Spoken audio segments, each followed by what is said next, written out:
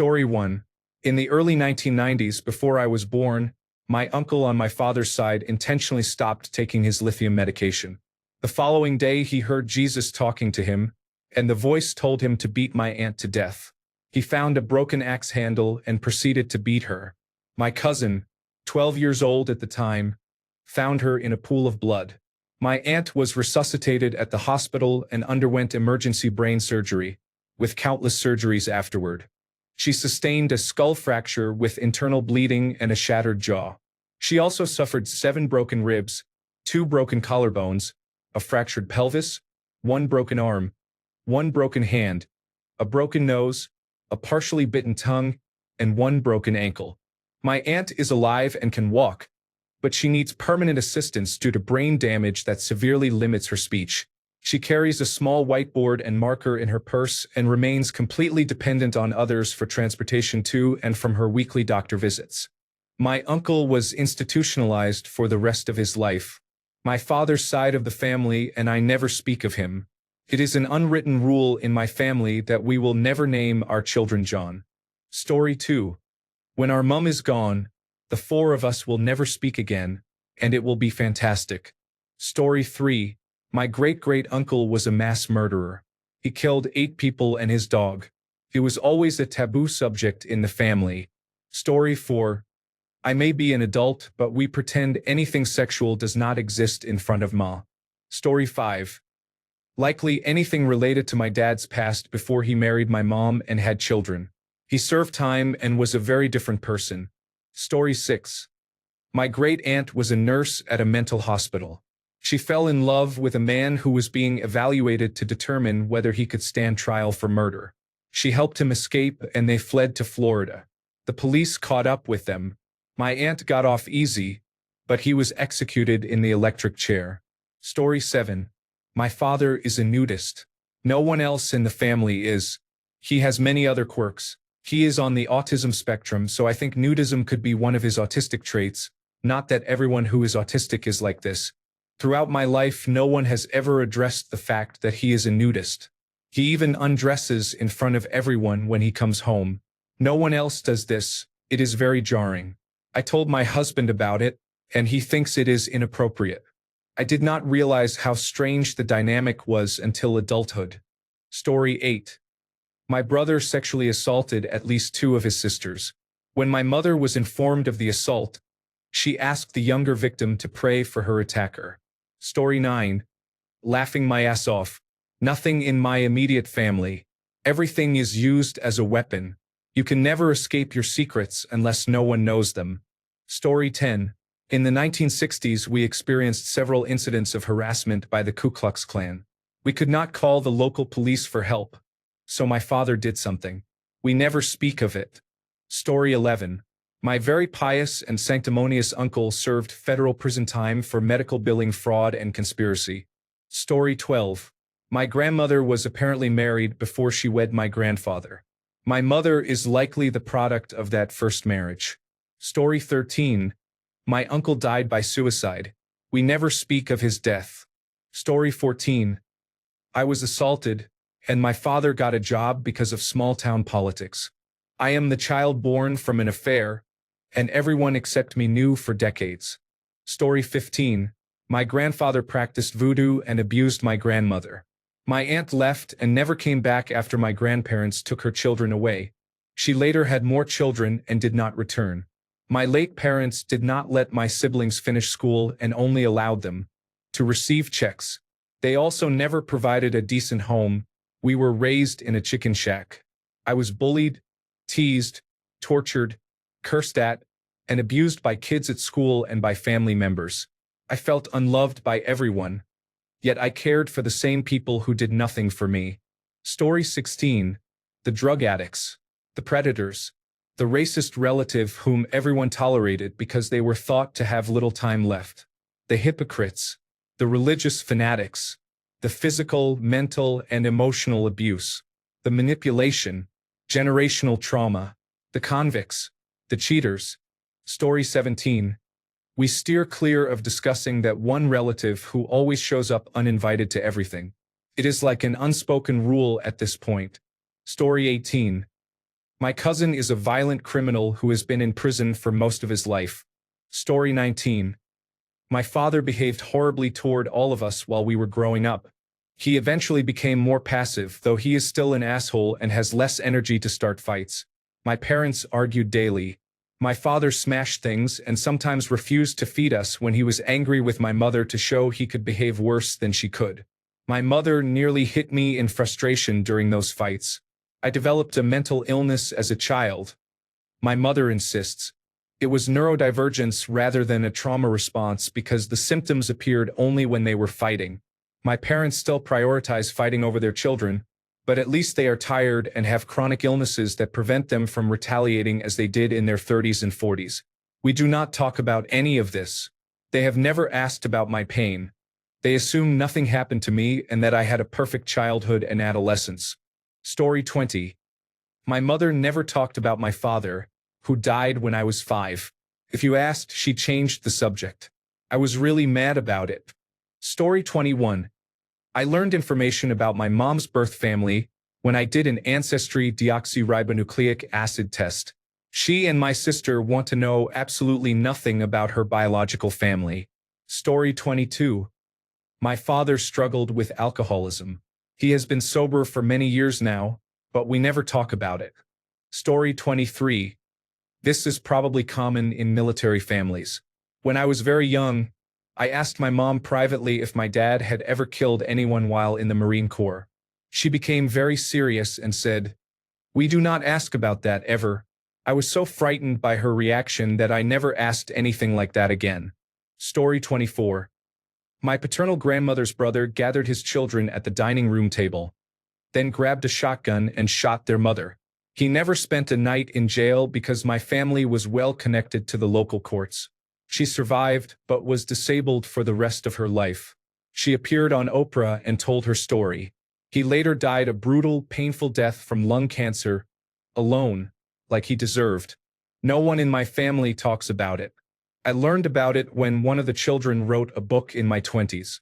That side of my family has all kinds of troubling secrets, but that one definitely takes the cake. Story 25. My uncle is not my older cousin's biological father. Everyone knows, but for some reason it is taboo to talk about. My aunt became pregnant at a young age by a man she did not love. She wanted to be with my uncle, so the biological father signed away his parental rights and my uncle adopted my cousin when he was a baby. My cousin only found out about this by accident when he was a teenager. Story 26. I did not know this until a few years ago. My grandfather was a raging alcoholic, which surprised me because there was never any alcohol in his home. When my father was very young, his father got drunk and beat my grandmother and their children. One night my grandmother had enough. She took her sons and left. He burned his own home to the ground. His brother took him in and gave him a serious talk that put the fear of God in my grandfather. Whatever he said got him to quit drinking, work on managing his anger, and turn his life around.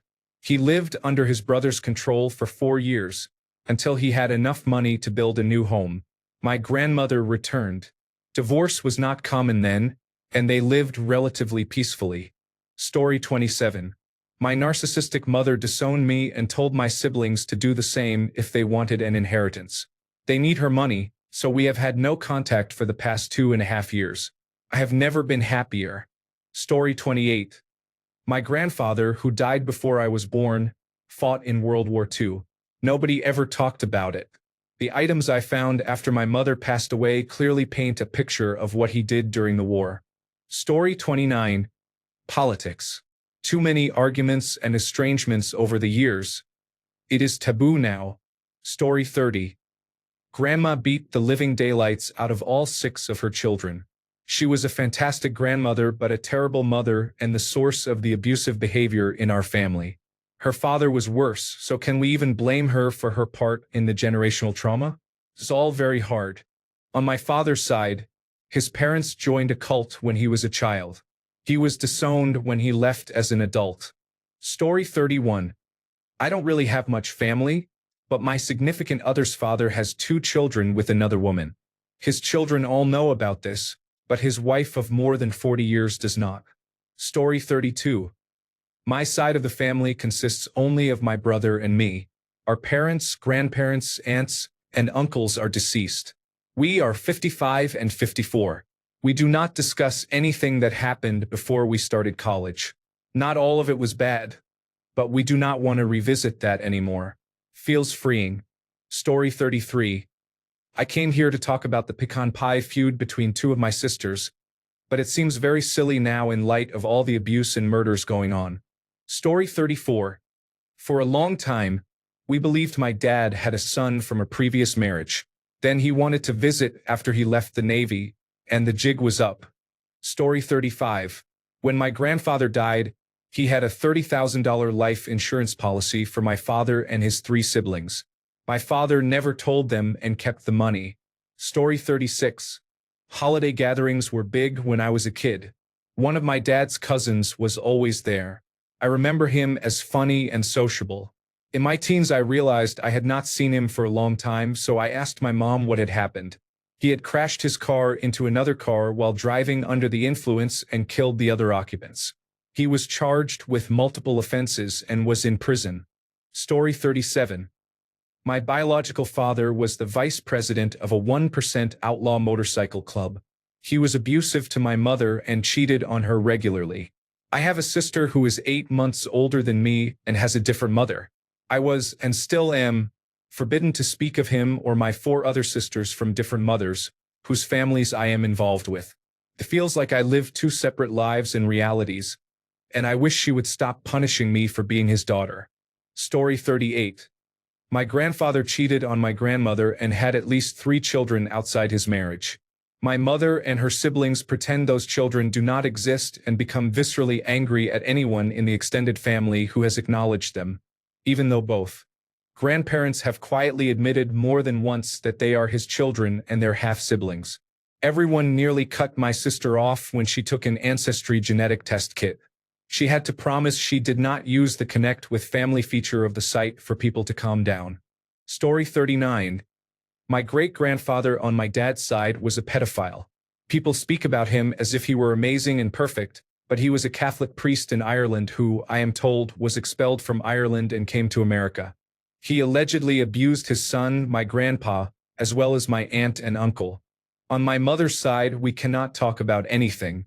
We did not have Thanksgiving together as a family for the last 2 years, and I am now low contact with my mother. It is hard for me to have a conversation with her without an argument. Story 40. Religion, politics, and my childhood, because it did not happen that way. We definitely do not talk about Karen. Story 41. My abusive grandpa or the serial trampoline incident. Story 42. 2 cousins were the product of affairs. Grandpa was a bootlegger. We cousins loved this idea. An uncle by marriage disappeared and no one went to look for him. Story 43. The time Dad tried to fix the sink and flooded the entire kitchen. Story 44. 2 of us are openly gay, but to all the kids we are roommates. Story 45. My uncle had an affair. He moved his partner into the home he shared with my aunt under false pretenses. When the truth came out, my parents, some other family members, and I went there while my uncle was at work and told her she had to move out.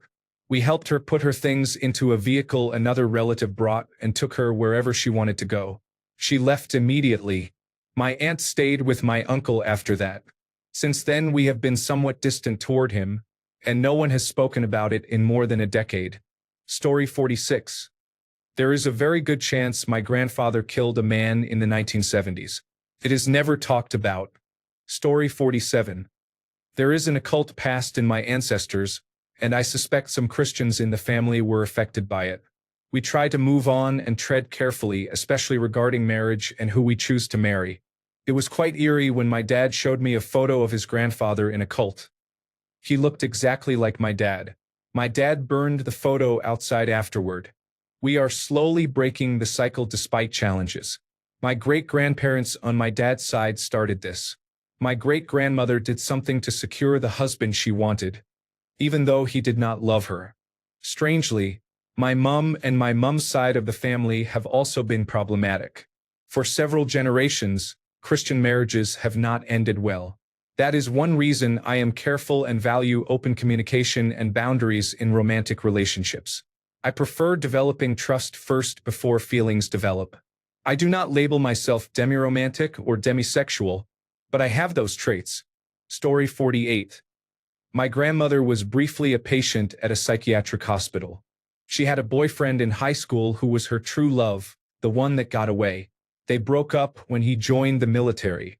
She moved in with her sister, which was a toxic situation, and eventually married my grandfather to escape her family. They never had a happy marriage because of her mental illness and because she married to escape rather than for love. In the 1980s, she found a stack of letters at her sister's house addressed to her. It turned out that her high school boyfriend had written to her many times while serving in the military. He said he still loved her, regretted ending things, and wrote about how much he missed her and how lonely he was. He begged her to write back, but she never did because she had not known he was writing to her. Her sister had hidden the letters, and she only found out decades later. Finding this triggered a breakdown. She was hysterical for days and threatened her sister with a fire poker. My father, who was about 18 at the time, and my grandfather had her hospitalized. Eventually, my grandfather brought her home because her doctors wanted to try electroconvulsive therapy and she was terrified. I know this because my parents have told me, and my grandmother has talked briefly about finding the letters. But she has never talked about being hospitalized or about electroconvulsive therapy. I cannot ask her about it because she still believes she did not need to be hospitalized. Any account from her will downplay how she was, because she sees it as a normal reaction. The worst part, in my opinion, is that she came very close to getting help for her mental illness. She has many mental health issues, and I suspect she has borderline personality disorder. Had she stayed in the hospital and accepted treatment, I think she would be much better off. Electroconvulsive therapy was once severely overused, so I understand why she was afraid, but it can be very effective for treating depression. She could have gotten a proper diagnosis and serious therapy. Instead, she takes a low-dose selective serotonin reuptake inhibitor. It breaks my heart and makes me angry that she rejected treatment. Story 49. My parents' fathers had the same last name. To be fair, my parents had no idea who my dad's father was until years after they married, because the family was estranged. On my mother's side, no one knows that man, so they are not close relatives. It does not look good. Story 50. Pick something.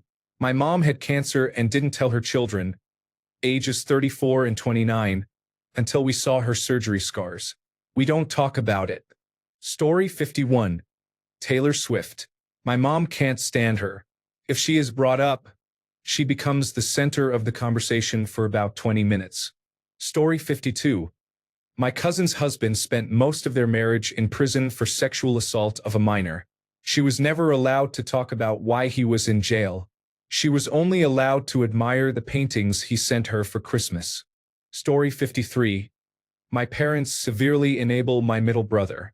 He is almost certainly on the autism spectrum but was never diagnosed.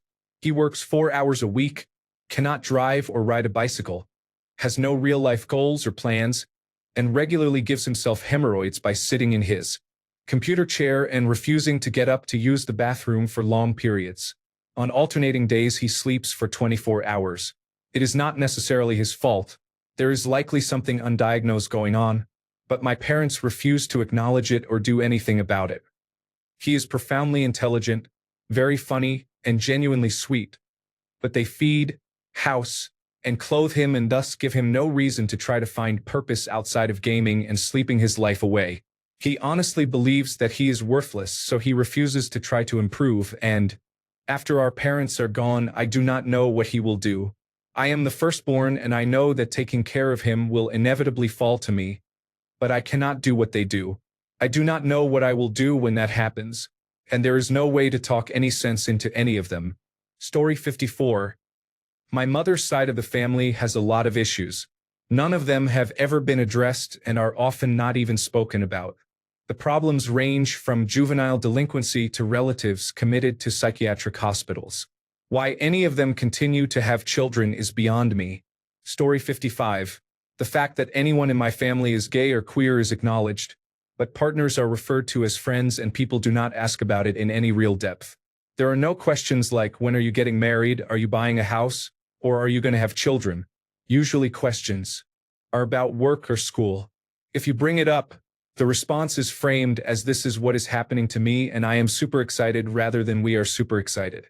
If someone asks whether the other person is doing it too, it could be genuine curiosity or a way of asking when you will get over this phase. The reason is that my grandfather was gay and cheated on my grandmother for much of their marriage. She has a lot of trauma and anger, and she is from that post-depression era generation that refuses to talk or process and will freeze you out if you try.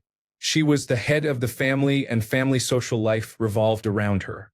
I did not understand the reasons for this behavior until my grandmother developed dementia and began opening up.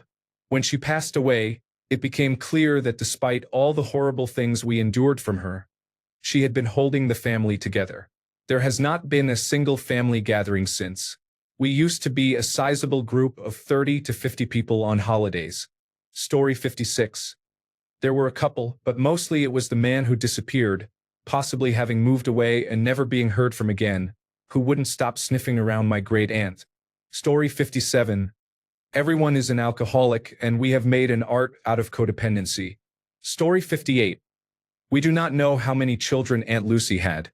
Story 59. When my uncle died, I learned something shocking from my mum. She said he had been a member of a biker gang in Australia and, if I heard correctly, a hitman who worked with anonymous associates.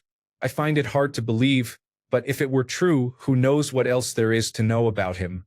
It's been over a year since he passed away, and I still think about what my family said.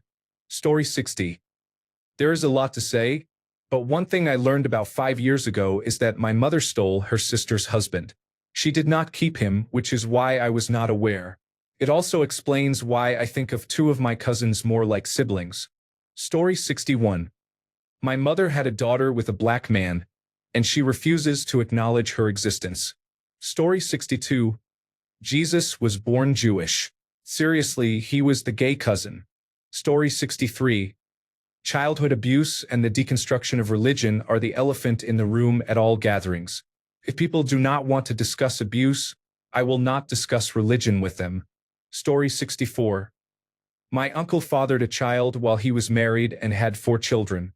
The child was adopted and became a successful hockey player. Story 65. After reading about John, mine seems worse, but I will say it anyway. I have a couple. It does not matter anymore since my grandma died last year. Before she did, we could not say butthole or fuck within her hearing. She thought butthole was so gross she would stop playing cards or throw her food away if she heard it. So we kids made a game of seeing who could say those words to her without her getting angry or hearing us. My brother won. For about the last 10 years he would call her on New Year's Eve and say, "Happy New Year, Grandma. I'm going to go get fucked in the butthole now." She would just say, "Okay, I love you," and hang up. My brother and my oldest sister, who are twins, were her favorites, so I say my brother cheated. As kids we loved going to her house because we got to call each other asshole. The second is that my sister likes to share her no-no square. 6 kids, multiple baby daddies. My ex-brother-in-law treats 5 of them like his own. The 6th knows the ex-brother-in-law is not his dad. My sister has a set of twins, and they do not know the ex-brother-in-law is not their biological dad. I do not know if she plans on telling them, but they are almost teenagers, and in my opinion they need to be told before they hear it from someone else. Their oldest sister already tells them that the brother-in-law is not their dad, and they think she is just being mean. We also do not talk about how the same sister faked having cancer a week after my very real cancer diagnosis. My stepdad died from cancer in 2015, and then in 2020 I was diagnosed with breast cancer. A week later my sister told my mom she had uterine cancer. My mom spent about 3 weeks freaking out that she could possibly lose 2 of her children. Why did she fake it? She wanted to see who our mom loved more and who she would go to more treatments with. She lives 3 minutes from our mom. At the time I lived almost 2 hours away. I did all my treatments and appointments by myself. When I had my double mastectomy and reconstruction, the day I got home from the hospital my mom was at my house to help me. My sister knew. She called our mom and asked what she was doing. Mom said she was helping me. I had just gotten home, literally like 10 minutes earlier. She got mad because she needed a babysitter so she could go out and my mom was helping me. Story 66. My pedophile grandfather and his weird-ass sons assaulted almost all of his daughters-in-law, and everyone still talks to him like he is not a pedophile. Who the hell sympathizes with a pedophile? It enrages me every time I see a family photo with him in it. Why the fuck are you letting him around your daughters? They are all sick fucks. Story 67. 1. Sobriety of family members. I can think of 2 people who have gone to treatment. I learned this as a side comment I was not supposed to hear and was told not to tell anyone. On the other side of the family, there are multiple relatives with alcohol use problems who do not acknowledge it but have health complications as a result. 2. My uncle may be gay. No one on that side of the family will say anything about it. I do not know for sure. I think he may be asexual, but they did not ask my opinion. Even if he were gay or asexual, I would not care, but it is treated as taboo to be anything other than a heterosexual male. 3. My aunt had a falling out with my grandparents. She ran away at 16 and became a model living in Seattle. They did not speak for years. I do not know many details, but I have seen pictures and their relationship remains strained now that my grandparents are in their 80s and she is in her 50s. 4. My father was a party boy and no one talks about it now that he is dead. Story 68. Anything that makes our family look or sound bad. The sexual abuse committed by several relatives against other relatives, the belief among some of us that my grandmother killed my grandfather because of the timing of his death, the fact that addiction runs in the family and no one tries to address it, and the manipulation, lies, and gaslighting. No one in my family is truly close because of the overall dynamic. We cannot trust each other, so there is no room for connection. Sometimes I forget how dysfunctional my birth family is because I do not speak to them much. Story 69. A now deceased family member was a teacher and was very close to some of his students, apparently. Story 70. It hurts that my family does not talk about our problems except at gatherings when the men step outside to smoke. A couple of years ago, my dad was in a serious accident that resulted in 1 death. It was not his fault, yet it feels like my whole family, even my grandparents, have glossed over it. There have been times when my dad has had mental blackouts and needed to step out, and I had to step in between him and other family members to prevent things from getting ugly. Aside from me and a couple of cousins, no one really understands what things are like for him or for me now. I have been distant from my family for a long time, since entering my current relationship. It is not out of spite. It is just how my life is now. Keep an eye on your loved ones. Be there for them, love them, and try to understand them as best you can before it is too late. Story 71. My grandmother was married and divorced 3 times. She speaks badly about all of her ex-husbands except the first one, my grandfather. They divorced because he was deported for being a con man. She also complained about her bosses when she worked, saying they were sexist, and fired her because she was the only woman. As we grew up, we learned that those men, both ex-husbands and bosses, might not have been as bad as she claimed. She caused a scene at work, and rather than firing her, her bosses arranged for her to retire with full pay. Her last husband was abusive and took all her money, but the others were not as bad as she made them out to be, and my aunts keep telling her to stop speaking that way about their fathers. Her boss, a religious man, did his best to protect her interests and did not fire her. She is quarrelsome and often says hurtful things, even to her children, and she frequently reacts dramatically to small misfortunes or when things do not go her way. Story 72. My uncle was apparently a serious methamphetamine addict. I did not learn this until 4 years after he died. There were also instances of abusive parents and relationships, and my Opa is a poor husband. I love him as a person and as my Opa, but not as my Oma's husband. Many of the older people have mental illnesses that were never diagnosed. Story 73. My brother shaved his eyebrows for a dare in 2018. He still denies it. We let him. Thanks a bunch for sticking around till the end of the video. Remember to subscribe, and until next time, stay awesome and goodbye.